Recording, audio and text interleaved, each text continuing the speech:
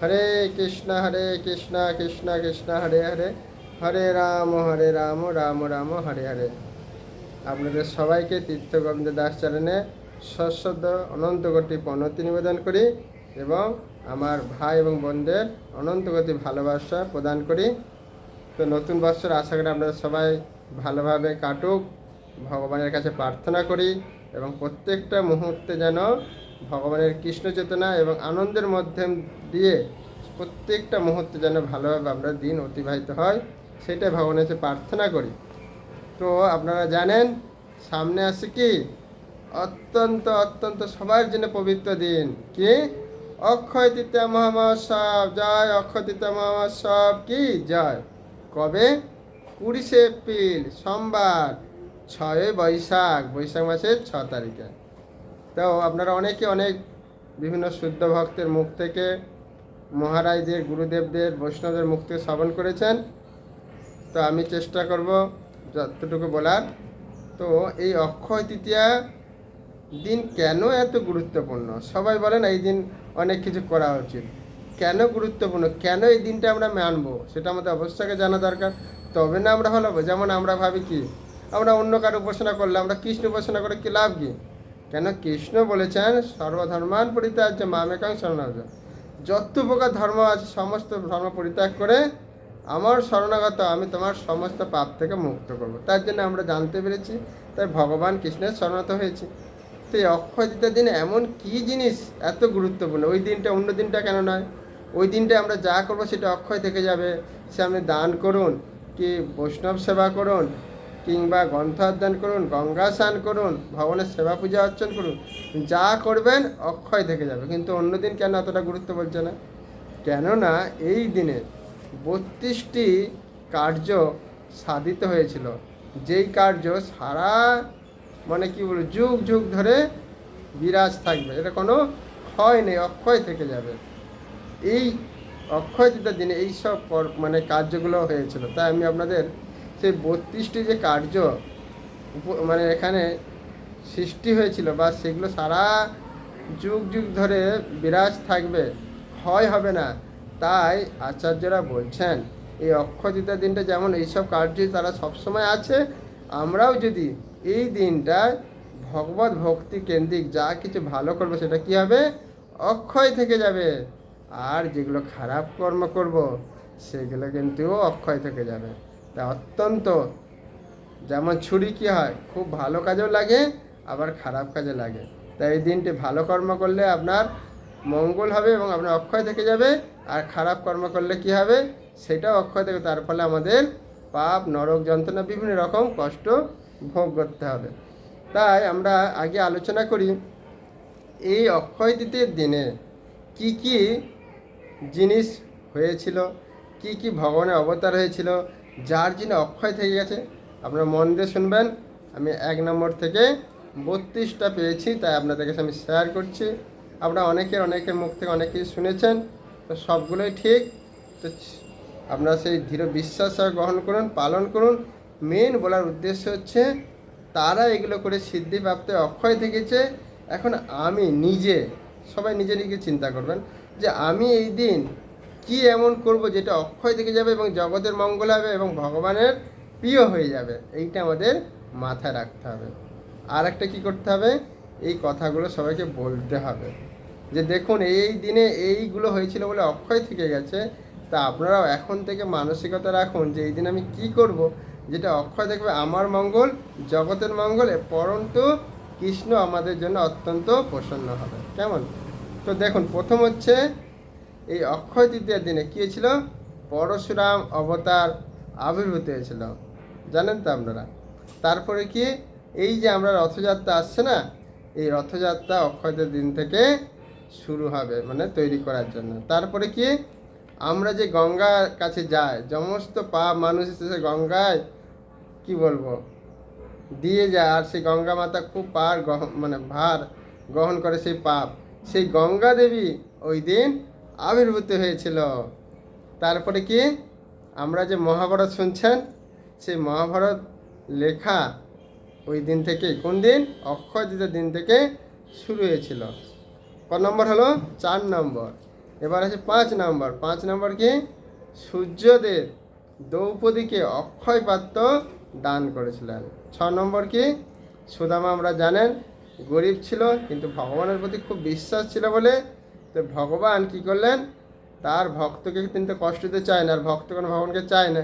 তাই এই অক্ষয় তৃতীয়ার দিন ভগবান কৃষ্ণচন্দ্র সুদামাকে ঐশ্বর্য প্রদান করেছিলেন। তা আপনারা কি ভগবানকে ঐশ্বর্য চাইবেন না? কখনোই ভুলে চাইবেন না। আপনার ভগবানকে প্রীতি সহকারে সেবা করবেন, ভগবান আপনার সুদামার মতো সমস্ত কিছু ভার রক্ষণাবেক্ষণ তিনি গ্রহণ করবেন। 6 নম্বর। এবার 7 নম্বর কি? কুবের বলে একজন ছিল, খুব মহান ব্যক্তি। তিনি কি করেছিলেন? শিবকে সন্তুষ্ট করে তিনি ধন প্রাপ্ত হয়েছিলেন। দেখুন, কাউকে সন্তুষ্ট করলে সে যদি কৃপা করে ধন পেয়েছে, কিন্তু চাইলে কিন্তু পাওয়া যায় না।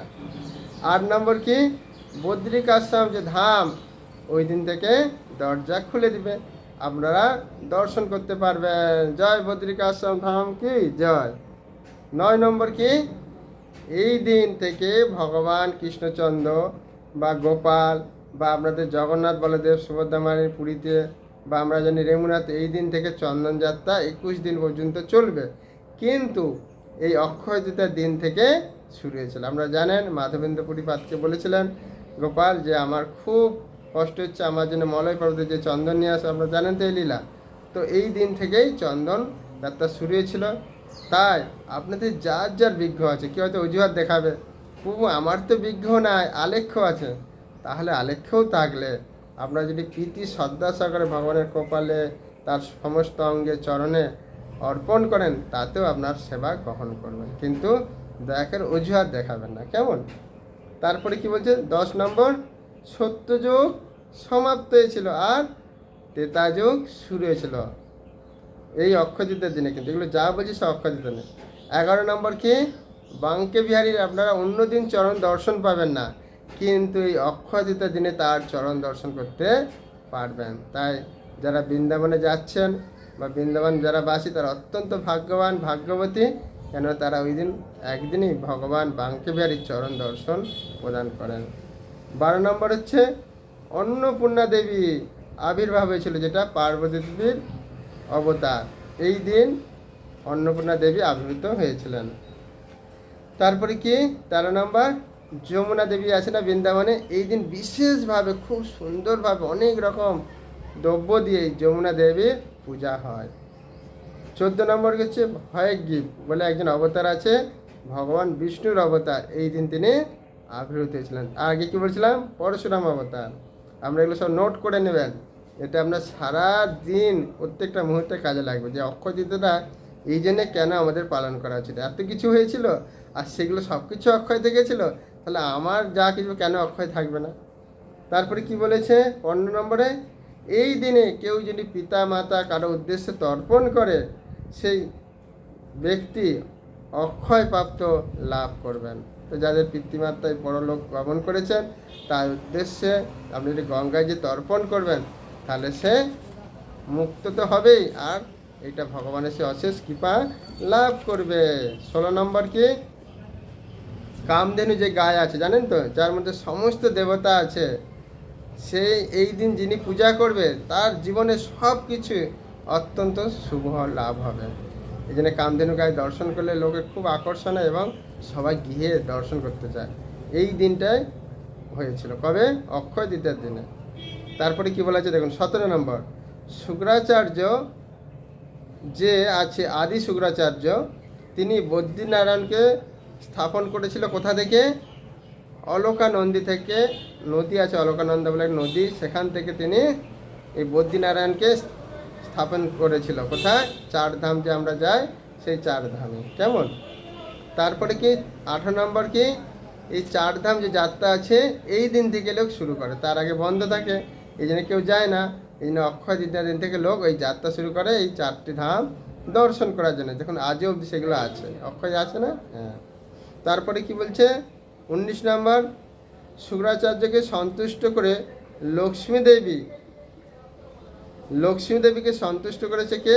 শুক্রাচার্য তপস্যা করে, যার কারণে সে যে গরিবের ঘরে স্বর্ণর বৃষ্টি হয়েছিল। তো এ তো বুদ্ধিমান ছিল শুক্রাচার্য, তাই লক্ষ্মী সন্তুষ্ট করেছে বলে লক্ষ্মীদেবীর কাছে অক্ষয় তৃতীয় দিনে ধন ধন মানে স্বর্ণর বৃষ্টি প্রবাহিত হয়েছিল। তা আমরা এখানে দেখতে পাচ্ছি যা কিছু আমরা করব আগে আমাদের তপস্যা করতে হবে, তপস্যা সন্তুষ্ট হলে সবাই সব কিছু প্রদান করবেন। 20 নম্বর হচ্ছে গৃহের সন্তুষ্টির জন্যে অষ্টদেবী মানে 8টা হাত যে লক্ষ্মীদেবীর পূজা করা হয়। এই দিনটা দেখবেন অনেকে গৃহে বা দোকানে লক্ষ্মীদেবীর পূজা করা হয়, এই জন্য সব কিছু অক্ষয় থেকে যায়। তারপরে 21 নম্বর কি হচ্ছে বলদেব আছে না, বলদেবের যে একটা হালের মতো আছে নাঙ্গল, এই দিন তার পূজা করা হয়। 22 নম্বর স্বয়ং ব্রহ্মাজি যিনি সৃষ্টিকর্তা, তিনি অক্ষয় তৃতীয়ার দিন থেকেই সৃষ্টি করেছিলেন। এরকম নয় যেদিন খুশি সৃষ্টি হয়, এই অক্ষয় তৃতীয় দিন সৃষ্টি, আজও আমরা দেখছি সেই সৃষ্টিকার্য চলে আসছে। তা আমরাও যদি কোনো কিছু সৃষ্টি করেন তাহলে কি হবে, সারা যুগ যুগ ধরে সেটা অমর থেকে যাবে, অক্ষয় থেকে যাবে। তারপরে কি 23 নাম্বার অনেকে দেবেন এই অক্ষয় তৃতীয় বিবাহ করে, স্বয়ং পার্বতী দেবী শিব ভোলা বাবা মহাদেব আমাদের পরম বৈষ্ণব শিবকে বিবাহ করেছিল। এই জন্য অনেক বৈষ্ণবরা কী করে যে অক্ষয় তৃতীয় দিন বিবাহ করে, কেন অক্ষয় তৃতীয় যাবে এবং তাদের স্বামী স্ত্রীর সম্পর্ক কত ভালো ছিল। শুধু তাই নয়, সেই শিব স্বয়ং ভগবানের ধ্যানে চিন্তায় মগ্ন থাকতেন। এই দিনটা কত ভালো, সেই জন্য তাদের বিবাহ অক্ষয় থেকে গেলে এই জন্য অনেকে বৈষ্ণব এই দিন বিবাহ করে। 24 নম্বর এই দিনে কাউকে যদি জলদান করেন তাহলে ব্রহ্মলোক প্রাপ্ত হবে। কেন বলুন তো, এই সময় খুব রোদের প্রখর তাপ থাকে, বৃষ্টি হয় না, খরা হয়ে যায়। সেই জন্য যারা বুদ্ধিমান ব্যক্তি কী করে জানেন, রাস্তার ধারে কলসির মধ্যে ঠান্ডা জল বাতাসে রেখে দেয়, যখন প্রতি খুব কষ্ট হলে জল পান করে। শুধু তাই নয়, ছাদের উপরে বা গৃহের আশেপাশে পাত্রর মধ্যে জল রেখে দেয়, জানে এই জলটা যদি কোনো পশু পাখি বা কোনো জীব এসে যদি গ্রহণ করে তাহলে কী হবে, অক্ষয় থেকে গেল যে আমি কমসে কম এই অক্ষয় তৃতীয়ার দিনে বা বৈশাখ মাসে একটু জীবকে জল প্রদান করলাম। আর সে তখন খুব খুশি হয় যে হে বিধাতা, এত রোদের কঠোর তাপের মধ্যে আমি কষ্ট পাচ্ছিলাম, যা হোক এই ব্যক্তিটা আমাকে জল প্রদান করলেন। তাই বলা হয়েছে যে অক্ষয় তৃতীয়ার দিনে কেউ যদি জল দান করে তাহলে সে ব্রহ্মলোক প্রাপ্ত হবে। জলের কি এত কোনো দাম আছে? কল থেকে পাম্প করবেন, কলসিতে ভরবেন আর রেখে দেবেন। শুধু এই দিনটা তো আছে, কিন্তু যদি আপনি সারা জীবন করেন তাহলে অনেক অনেক আপনি ভগবানের কৃপা লাভ করবেন। 25 নম্বর কি বলছে, ধর্মরাজের উদ্দেশ্যে যদি কেউ কিছু দান করেন, ধর্মরাজ আছে না, তাহলে কি হবে, এই যে অকালে অনেকের মৃত্যু হয় না, বজ্রাঘাত পড়ে বা অ্যাক্সিডেন্টে বিভিন্ন রকম কারণে, তাহলে স্যার অকালে আর মৃত্যু হবে না। তাই আপনারা ধর্মরাজকে উদ্দেশ্যে যার যেমন সামর্থ্য ওই অক্ষয় দিনে দান করবেন, তাহলে আপনাদের অকালে মৃত্যু হবে না। তারপরে 26 তারিখ এই যে আমরা বিভিন্ন খাদ্য গ্রহণ করছি, এরও একটা দিন থাকে যে দিনটা থেকে অক্ষয় থেকে যায়। কি বলেন তো, বলছে যে নতুন জব বা কোনো শস্য দেবতাকে উৎসর্গ করে এই দিন রোপণ করা হয়েছিল। কোন দিন? অক্ষয় তৃতীয়ার দিনে। তাই জন্য আপনার ওই দিন যদি কোনো কিছু শস্যদানা রোপণ করে ভগবানকে প্রার্থনা করে দেবতাদের, তাহলে আপনার সেগুলো খুব সুন্দরভাবে প্রস্ফুটিত হবে এবং সেগুলো অক্ষয় থাকবে, মানে কি ভালোভাবে সব কিছু সুসম্পন্নভাবে ফসল হবে। এই জন্য এই দিন থেকেই শুরু হয়েছিল। 27 নম্বর কি বলছে, স্ত্রী স্বামীর কামনায় যদি করে, স্ত্রীরা যদি স্বামীর জন্য ভগবানের সাথে প্রার্থনা করে তাহলে কী হবে, সেই স্বামীর দীর্ঘ আয়ু প্রাপ্ত হয়। এই দিন অনেক বৈষ্ণবীরা করেছিল, যার ফলে কী হয়, তাদের সাংসারিক জীবন খুব ভালো হয়েছিল। তা আপনারাও কী করবেন, অক্ষয় তৃতীয়ার দিনে স্ত্রী যারা আছেন তারা স্বামীর মঙ্গল কামনা প্রার্থনা করবেন, যাতে সে আধ্যাত্মিক জগতের জন্য প্রার্থনা করবেন, তাহলে কী হবে, এটা অক্ষয় থাকবে এবং এই অনুযায়ী ব্রত পালন করবেন। 28 নম্বর কি বলা হয়েছে, যে ভক্তিরসমিত সিন্ধু গ্রন্থে আছে, যদি কেউ বিষ্ণুর চরণে তুলসী আর চন্দন অর্পণ করে তাহলে সে তো শুদ্ধ ভক্তি লাভ করবে এবং তা অক্ষয় থেকে যাবে। তা আপনারা আশা করি সবাই করবেন আর সারা গায়েতে চন্দন লেপন করবেন। 29 নম্বর হচ্ছে, কেউ যদি কোনো কর্ম করছেন ফলের আশা না করে নিষ্কামভাবে কর্ম করেন, আশা না করে, তাহলে সেটা অক্ষয় থেকে যাবে, অক্ষয় থেকে যাবে। আর ভগবান চিন্তা করবে, আরে ভাই, আমার জন্য কোনো কিছু বাসনা, কোনো কিছু আশা না করে আমার জন্য এরকমভাবে নিষ্কামভাবে কর্ম করলো, সেই জন্য ভগবান আপনার প্রতিদান অনেক কিছু দেবেন, এটা বলা হয়েছে। আর কি 30 নম্বর, এই দিন কেউ যদি মনে মনে চিন্তা করে যে আমি এনাকে গুরু গ্রহণ করব, বা গুরুদেবের কাছে যদি দীক্ষা গ্রহণ করে, তাহলে সেটা অক্ষয় থেকে যায়। তো আমি কতগুলো বললাম? 30টা। তো এই 30টা কার্যক্রম এই দিনে ঘটেছিল। তাই আমরা দেখতে পাচ্ছি এই দিনটা অত্যন্ত কত গুরুত্বপূর্ণ। আর অক্ষয় তৃতীয়ার দিনে আমরা অনেকের মুখ থেকে শ্রবণ করেছে অনেক কিছু, আমি সেটার বিস্তারভাবে বলছি না। ব্রহ্ম মুহূর্তে অবশ্যই সবাই ঘুম থেকে উঠবেন, উঠে গুরুদেবের কাছে, ভগবানের কাছে আকুলভাবে প্রার্থনা করবেন, হে গুরুদেব, হে ভগবান, হে আচার্যবৃন্দ, আমাকে কৃপা করে আমি যেন প্রত্যেকটা মুহূর্তে, প্রত্যেকটা ক্ষণ, প্রত্যেকটা সেকেন্ডে যেন কৃষ্ণ চেতনার মধ্যে দিয়ে আমি দিন অতিবাহিত করতে পারি। কখনো যেন আমার মধ্যে কাম, ক্রোধ, অহংকার, লাভ, লোলস, মানে লাভ, নাম, যশ, প্রতিষ্ঠা, লোভ, এগুলোর প্রতি কখনো দ্বারা আমি প্রভাবিত না হয়। প্রার্থনা করলেন, উঠে স্নান করবেন। যদি আমাদের গঙ্গা থাকে গঙ্গা নদীতে, আর যদি না থাকে স্নান করার পর গঙ্গা দেবীকে স্মরণ করে 3বার গঙ্গা বলেও স্নান করতে পারেন। কিন্তু যাদের নদী গঙ্গা আছে অবশ্যই সেখানে স্নান করবেন। স্নান করে এসে ভগবানের যে বিগ্রহ আছে, বিগ্রহকে জাগরণ করে সুন্দরভাবে তাকে সাজিয়ে মঙ্গলারতি করবেন ভোগ নিবেদন করে। তারপরে ভগবানের হরিনাম জপ করবেন। কেমন? ওই দিনটা আমি কীরকম করে তাহলে ভালো বলছি। হরিনাম জপ করলেন, জপ করার পরে আবার দর্শনার্থী করবেন। ভগবানকে চন্দন টন্দন পুরো গায়ে লেপন করে সুন্দরভাবে মালা সাজিয়ে ভগবানকে আরতি করবেন। যার যে গুরুদেব আছে প্রভুপাদের আরতি করবেন। আর যার গুরুদেবের কাছে গুরু পূজা করবেন। করার পরে ভাগবত পাঠ শ্রবণ করবেন। কেমন? ভাগবত পাঠ শ্রবণ করার পরে তারপরে তো যারা সাংসারিক লোক বা যারা মঠবাসী তাদেরও কিছু সেবা থাকে, সেই সব সেবা আমরা করলেন। করার পরে ভগবানের রন্ধন করে ভগবানকে ভোগ নিবেদন করলেন। সবাই একসঙ্গে বসে ভগবানকে জন্য রন্ধন করে ভগবানকে নিবেদন করে প্রসাদ পাবেন।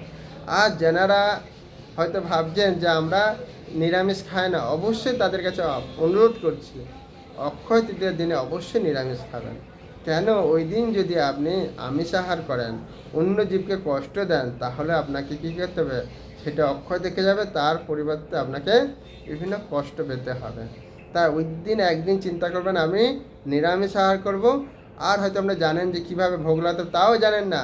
ওই ভোগে যে নিরামিষ রন্ধন করবেন, আমিষ বাসনে নয়, নিরামিষ বাসন কিনে আনবেন। দরকারে কলা পাতা নিয়ে আসবেন, মাটির হাঁড়ি নিয়ে আসবেন, ওটা রান্না করে সেই কলা পাতা একটু তুলসী দিয়ে, হে ভগবান, এরকম ভগবানকে দিয়ে হে হাত জোর করুন, হে ভগবান, আমি তো কোনো মন্ত্র তো জানি না, তুলসী দিয়ে আপনি ভোগ কৃপা করে গ্রহণ করে। এবার 5-10 মিনিট ভগবানকে, যার যে বিগ্রহ আছে, কারো হয়তো লক্ষ্মীনারায়ণ আছে, কিংবা কৃষ্ণ আছে, কিংবা রাম লক্ষ্মণ সীতা আছে, দিলেন, দিয়ে ভোগ নিবেদনকে 10 মিনিট পরে এবার সবাই মিলে সেই প্রসাদ আস্বাদন করবেন।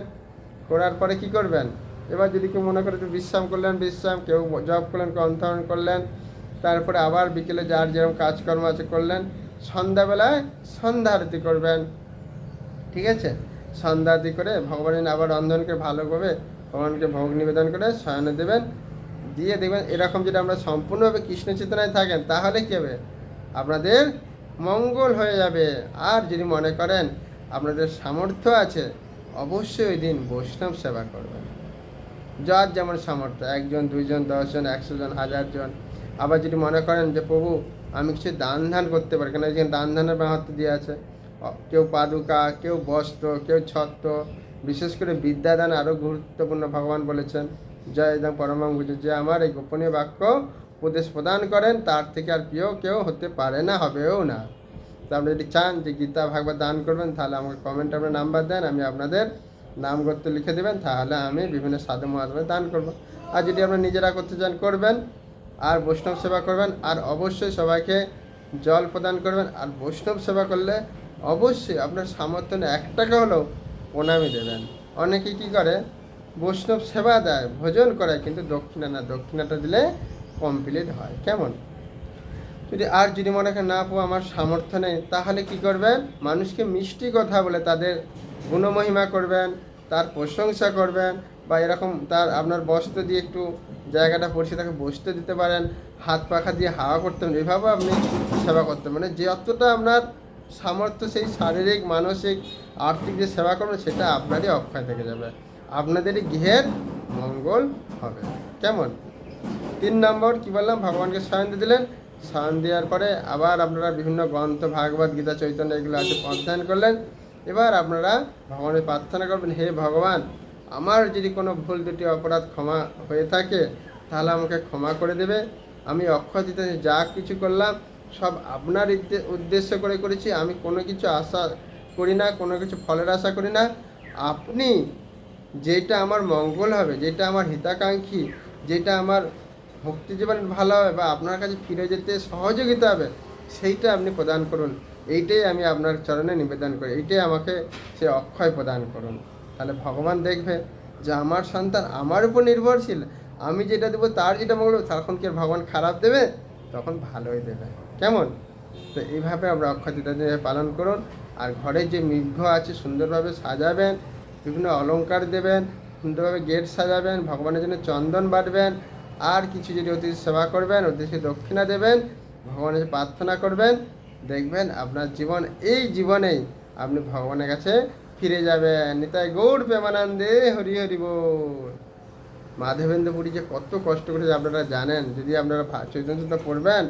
মাধবেন্দ্র পুরী এমন একজন মহান ভক্ত ছিলেন, তিনি হরিনাম করতেন, কারো কাছে ভিক্ষে করতেন না, অজাত বৃত্তি, কেউ এসে দিলে তিনি খেতেন। ভগবান স্বয়ং কৃষ্ণচন্দ্র বাল রূপে এসে তাকে দুধ দিচ্ছে, বলছে তুমি আমাকে কী করে? বলছে এই রাস্তাতে আমি যাচ্ছিলাম, তো আমার মা বললো দেখো ওই সাধু বাবা শুধু হরিনামই করছে কিন্তু খাওয়া দাওয়া করছে না, যা একটু দুধ দিয়ে আসো। স্বয়ং ভগবান এসে তাকে দুগ্ধ প্রদান করেন। আর সেই মাধবেন্দ্রপুরীকে ভগবান বললেন, যা মাধবেন্দ্রপুরে আমি খুব কষ্ট পাচ্ছি, আমার জন্য চন্দন নিয়ে আসুন। সে মাধবেন্দ্রপুরী সেখান থেকে যে তিনি চন্দন নিয়ে আসলেন। শুধু চন্দন নয়, রেমুনাতে যে যান সেই ক্ষীরচোরা গোপীনাথ, তার জন্য ক্ষীর চুরি করে রেখেছিল, তার জন্য নাম হয়ে গেল তার ক্ষীরচোরা গোপীনাথ। তো দেখুন ভগবান ভক্তের জন্য কী না করতে পারে, তাহলে আমরা কেন ভগবানের জন্য করবো না? করবো না? অবশ্যই করবেন। কিন্তু আবার অনুরোধ করছি, কত বলেছিলাম, 20 এপ্রিল আর 6 বৈশাখ সোমবার আপনারা এই দিন পালন করুন। অবশ্যই ভিডিওটা সবাইকে শেয়ার করুন, ভালো লাগলে লাইক কমেন্ট করুন। এরকম যদি নতুন ভিডিও পেতে চান সাবস্ক্রাইব করবেন, এবং আপনারা সবাইকে বলবেন যে কমসে কম একটা দিন আপনারা আপনাদের সংসার মঙ্গলের না, আপনার নিজের মঙ্গলের জন্য এই দিনটা ভগবানের পৃথিবীর যে নিরামিষ শুধু আহার নয়, ভগবানকে নিবেদন করুন। কোনো কটু কথা, কারণ নিন্দা, কোনো নেশা করবেন না। হয়তো আপনারা অক্ষয় তৃতীয়া করলাম, নেশা করছেন, খারাপ গান বাজনা শিখছেন, তা কী লাভ হলো? ভালো করছেন, এদিকে খারাপও করলেন, সবগুলোই অক্ষয় থেকে গেল। তা আমাকে একটা মানসিকতা রাখবেন সবসময়, যে আমি এমন কিছু খারাপ করবো না যেটা অক্ষয় থেকে যাবে। এটা আমার জীবন, আমার সংসারের মঙ্গল হবে, আমার পরিবারের সবার অমঙ্গল হবে। তাই যদি সত্যিকারের আপনার বাড়ির পৃথিবীর সবার মঙ্গল হতে চান, তাহলে এই দিন স্নান করবেন, তর্পণ করবেন, ভগবানকে নিবেদন প্রসাদ পাবেন, ভগবানের নাম জপ, গঙ্গাসান, বস্ত্রদান, মানে বিদ্যাদান, এগুলো সব কিছু করবেন সবার উদ্দেশ্য করে। তাহলে সবার মঙ্গল হবে, নিজেরও মঙ্গল হবে, সবাই ভগবত ধামে ফিরে যাবে। নিতাই গৌর প্রেমানন্দে, হরে কৃষ্ণ কৃষ্ণ কৃষ্ণ হরে হরে, হরে রাম রাম রাম হরে হরে। যদি কারো কোনো প্রশ্ন, মন্তব্য, কমেন্ট থাকে, কমেন্টে লিখবেন। আমার এই প্রশ্ন, এই মন্তব্য আপনি জানতে চান, আমি চেষ্টা উত্তর দেওয়ার। আর যদি কারো মনে হয় যে ভক্তি জীবনে আসবো, কীভাবে জব করব, কীভাবে ভক্তি নিয়ে আরও অগ্রসর হতে চায়, বা আমার এই সমস্যা, আপনারা কমেন্টে প্রশ্ন দেন, আমি চেষ্টা করবো আপনাদের গুরুগণের কৃপা সেই প্রশ্নের যথার্থ উত্তর দেওয়া। হরে কৃষ্ণ। সবাই ভালো থাকুন, সুস্থ থাকুন। ভগবানের কাছে আবার প্রার্থনা করি আপনাদের প্রতি মুহূর্তে, প্রত্যেকক্ষণ যেন আপনাদের সুন্দরভাবে জীবনযাপন করুন এবং কৃষ্ণ চেতনার মাধ্যম দিয়ে, এবং আপনারা অন্তিমে ভগবানের কাছে ফিরে যান। এটাই ভগবানের কাছে নতুন শুভ বাংলা নববর্ষে আমি ভগবানের কাছে এই প্রার্থনায় নিবেদন করি। হরে কৃষ্ণ। সবাই ভালো থাকবেন।